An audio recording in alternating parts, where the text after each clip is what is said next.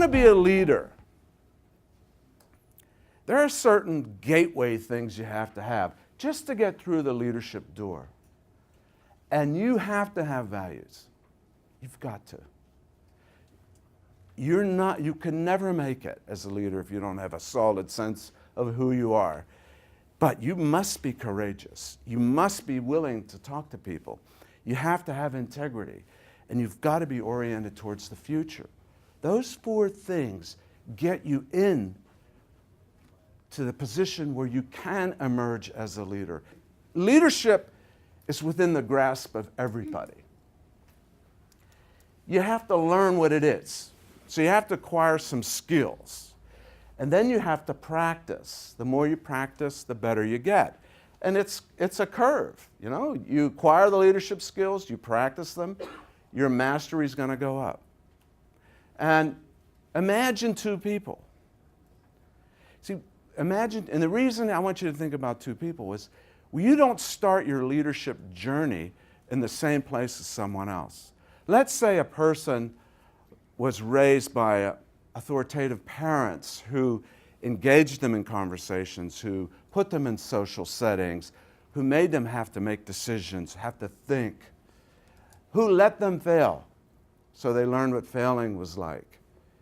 You know, that person is going to start that leadership journey at a higher level. They just have the toolkits to get into the space. But that person who was maybe driven or raised by authoritarian parents who told them everything to do, you know, they're starting the journey at a lower level. But everybody can make it. Everybody can get to where their mastery is at the highest level. This person just has an easier journey than that person, but everyone can make it. And after teaching this stuff for as long as I've been teaching it, which is a long time, what I've observed in people is, I'm just going to jump back, the curve is not a straight line. Actually, what happens, this is called a J curve. And those of you who have been in education recognize this. Those of you who are in science recognize this. Those of you who are in finance recognize this. What happens in a J curve, it's sort of like the more you learn, the more you know you don't know. Well, as people start acquiring leadership skills, moving this way, their mastery of leadership actually declines. Definitely their confidence does. Because what they're doing, they're throwing out all the junk that was in there, and they're putting in new thoughts into their brains. And the brain gets conflicted. When I teach leadership, I say there are clear skills that you have to have. And one is, you have to be able to set direction for people. This is absolutely essential. It is probably the number one. The reason that's so important is everybody's on a journey. Everybody's going somewhere. Everybody has hope. Most people do. If you don't have a journey, you don't have hope. We just don't wake up every day and say, I am what I am going to be the rest of my life. You know, we all want to go somewhere. And when you encounter someone who helps you with your journey, someone who gives you guidance, and if they could set a journey for your company, and you could see yourself in that journey, man, that's a pretty cool place. Some people go to church and they pray to God. God, please show me the way. And it's another way, divine inspiration. But you don't have to be in a divine mode all the time. We can run into humans who have the capacity to help us with setting our direction. That's job number one.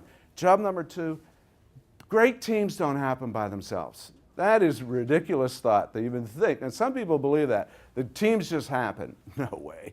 A great team, a leader, thought about the diversity of the group, what was needed.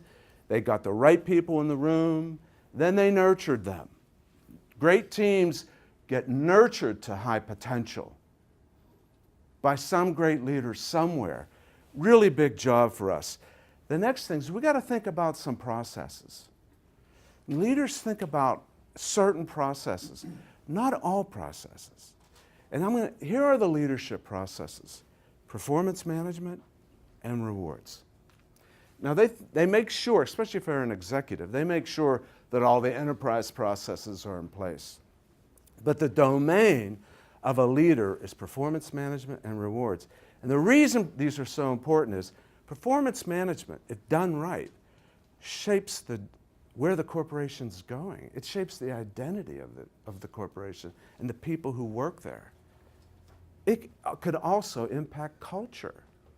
You know, you are what you measure. That stuff's true. What you measure, you become. A leader knows that.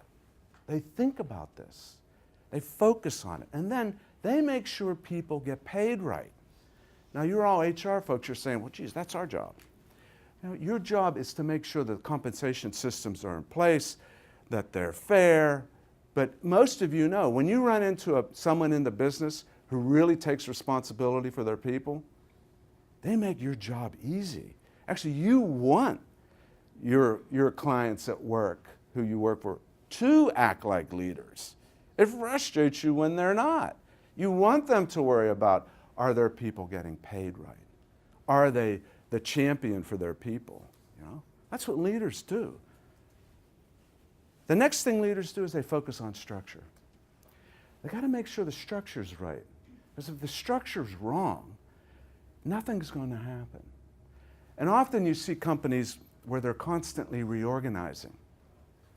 How many seen companies constantly reorganize? That's not what I'm talking about. That's a sign of someone who does not know what they're doing. They're in a constant crisis. We're artful about reorganizations. We tweak organizations. We have to think about structure. So we've got our direction set, we've got the right people, we've got performance management, we've got them paid right, and we've got the right structure. The next thing we have to do is we've got to think about our behaviors, us, the leader, because we're role models.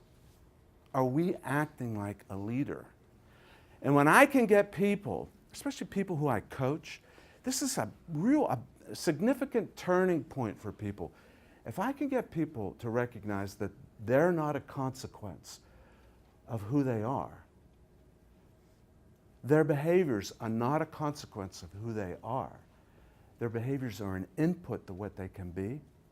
When people realize that behavior is something you manage, that just because, you know, you had a hard life and things didn't go right for you, you didn't graduate from Harvard, but you worked real hard. If you start adopting the behaviors of a leader, you will become a leader. And when I can get people to recognize that, and a lot of people, that is the turning point. That is where they start moving up the curve, if you will. And then if I can get people to recognize that the tip of the sword of a leader is their conversations. Conversations are so powerful. It is, in fact, everything that we do. When we have conversations with people, we form relationships with them. The conversation is the relationship. And if you form relationships with people at work, you earn the right to support them. And if you can get people at work to feel like someone loves them, I'm actually using the love word. I know for a lot of people it's an awkward word. I just think it works well in leadership. Someone at work feels that someone cares about them, that someone's interested in their potential. If you can get people who at your office or in your organization who believe that they're on a track to achieve their full potential, the organization will achieve its full potential.